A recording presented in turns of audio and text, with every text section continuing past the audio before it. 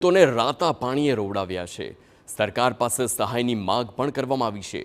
આખી ઘટના ભાવનગરની છે, જ્યાં દર વર્ષની માફક આ વર્ષે પણ ગુજરાતના ડુંગળીના કુલ ઉત્પાદનનું 70% જેટલું ઉત્પાદન માત્ર ભાવનગર જિલ્લામાં થયું છે।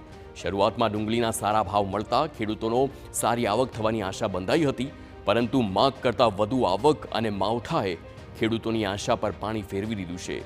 ત્યારે માંગ કરવામાં આવી રહી છે કે ઓછા ભાવ અને માવઠાના કારણે ખેડૂતોને થયેલા નુકસાનને લઈ સરકાર સહાય ચૂકવે। प्रदेश किसान मोर्चा द्वारा पण सरकारने आ विषय ध्यान पर मूकवामां आव्यो छे।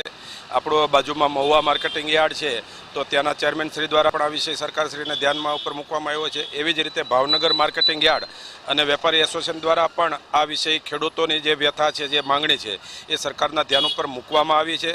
अने आ विषयने लईने क्यांक ने क्यांक सरकार एक के बे वार आ माटे बेठक पण थई छे અને આશા છે કે તાત્કાલિક આ નિર્ણય લેવાય ખેડૂત હિતમાં, એવી આશા અને અપેક્ષા છે। તો અગાઉ સરકાર દ્વારા ડુંગળી એક્સપોર્ટ પર 20% લાદેલી ડ્યુટી હટાવવામાં આવી હતી, છતાં ડુંગળીના ભાવ તળિયે પહોંચતા ખેડૂતોને ભારે નુકસાન વેઠવાનો વારો આવ્યો। ભાવનગર જિલ્લાના ખેડૂતો અને તેમના આગેવાનો અને ભાવનગર અને મહુવા યાર્ડના સત્તાધીશો દ્વારા સરકારમાં રજૂઆત કરવામાં આવી છે કે ગયા વર્ષની જેમ ખેડૂતોને 1 કિલો ડુંગળીએ 2 રૂપિયા વળતર આપવામાં આવે, જેને લઈ મુખ્યપ્રધાનને પત્ર લખી રજૂઆત કરવામાં આવી છે।